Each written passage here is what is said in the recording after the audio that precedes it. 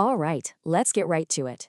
If you are truly serious about mastering Japanese, I mean really serious, then this is the briefing you absolutely need to hear. We're going to go way beyond the textbooks today. We're going to uncover the hidden structure that really runs the show.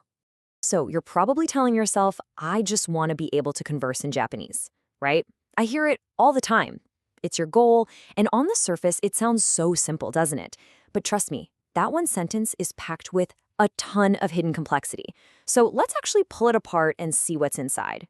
So what does that even mean, to be able to converse? You think it's about how many words you know? Or how smoothly you can talk? Or getting your keigo perfect? Is that it? Or is there something way deeper? Something absolutely critical that almost everyone misses?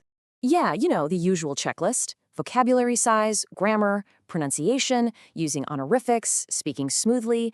And look, don't get me wrong, all that stuff is important. They're pieces of the puzzle for sure, but they are not the whole picture, not even close. Because, and you really need to get this, all that stuff we just listed, that is just the tiny, visible tip of the iceberg. What's really going on, especially with a language like Japanese, is this massive, invisible structure hidden right under the water, just beneath the surface of the words. And to understand that structure, you have to get one core concept down cold. It's called a high context culture. This term comes from an anthropologist named Edward T. Hall, and here's what it means. It's a culture where the real information, the real meaning, isn't in the explicit words being said. It's in the shared context, the nonverbal cues, the unspoken understanding between people. Okay, so what does that actually look like on the ground? Well, it means a whole lot of stuff is just left unsaid, on purpose. There's this unspoken expectation that you're already on the same page, that you get the underlying assumptions. You know that phrase, reading the air? It's not just a nice little skill. It's a fundamental requirement. And, this is huge, the language you use completely changes depending on who you're talking to, their status, how close you are. And Japan? Japan is the textbook example of a high context culture. Right. Let's make this real. Let's look at a perfect example of this hidden structure in action. Think about the potential form in Japanese. The form that means you can do something, like can say. In English, that's pretty simple, but in Japanese, it's loaded with so much more meaning than just your physical ability to do it. Let's take just one word, ienai. Now look at this. In English, we have different phrases for everything. I can't say means I lack the ability. But I shouldn't say is about social rules, and I'm not allowed to say is about my position or authority. We spell it all out. But in Japanese, all of it, the social pressure, my position, the timing, the atmosphere, it all gets packed into that one single phrase, ena. The social context is literally baked right into the grammar. And this is the whole point, right here. In a Japanese conversation, choosing not to speak, deciding what to leave unsaid, that is a skill. It's a strategic move. It's not a sign that you don't know the words. It's a sign that you understand the social rules.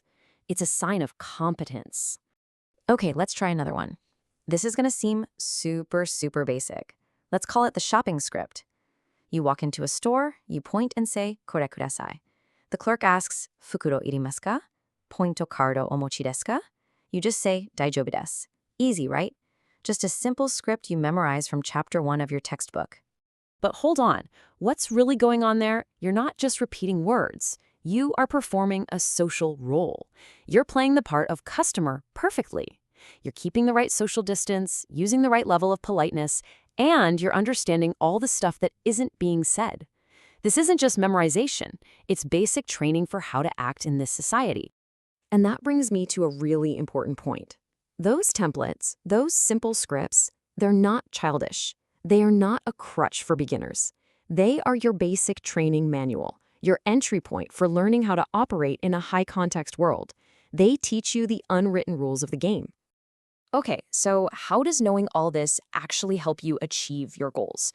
Let's talk about one of the biggest reasons people learn Japanese in the first place, making friends.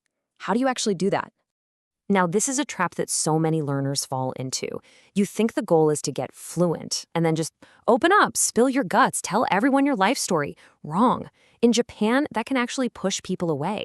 Real friendship, real closeness isn't built on how well you can speak. It's built on repeated contact over time, a slow, gradual buildup of trust, and knowing how to manage that social distance correctly. Let me say that again.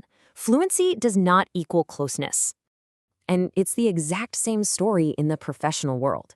If you want to succeed in business in Japan, you have to understand this hidden structure. So let's pivot to the other huge goal I hear constantly, building a career.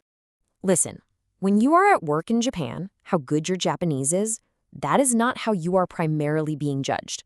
What people really care about is your actual skill. Can you solve problems? Are you reliable? Can they trust you to get the job done? Think about it. There are over 100 million native Japanese speakers. You are never going to stand out based on your language skills alone. However, and this is the game changer, if you are already a competent professional and you can use Japanese in a solid, reliable way, then, oh man, it becomes a secret weapon. Here's the best way to think about it. Your professional skill is the engine. Your Japanese is the rocket booster strapped to it. So all of this brings us back to the most important question of all, the one you need to answer for yourself. What do you actually want to achieve with your conversation skills? What is the real reason you're putting in all this work? Is it about getting respect at your job? Is it about making real lasting friendships? Is it about being able to express your true self? You have to be clear on your objective. Because if your answer is yes to any of those, then just studying vocab lists and grammar charts will never, ever get you there. You have to commit. You must learn the entire structure. This is the real curriculum. It's being aware of the high-context nature of every conversation. It's actively managing social distance. It's understanding the roles people are playing. And yes, it's even mastering the art of choosing not to speak. This is what it actually takes. So what you need to remember is this. Conversation isn't some kind of magic trick. And it's definitely not just about being fluent. It's about understanding that deep, complex cultural blueprint that's underneath every single thing you say or hear. And so that leaves you with a choice to make. Are you going to keep staring at the surface, just the words, the grammar, the pronunciation? Or are you going to do the real work and learn to see the entire structure that's holding it all up?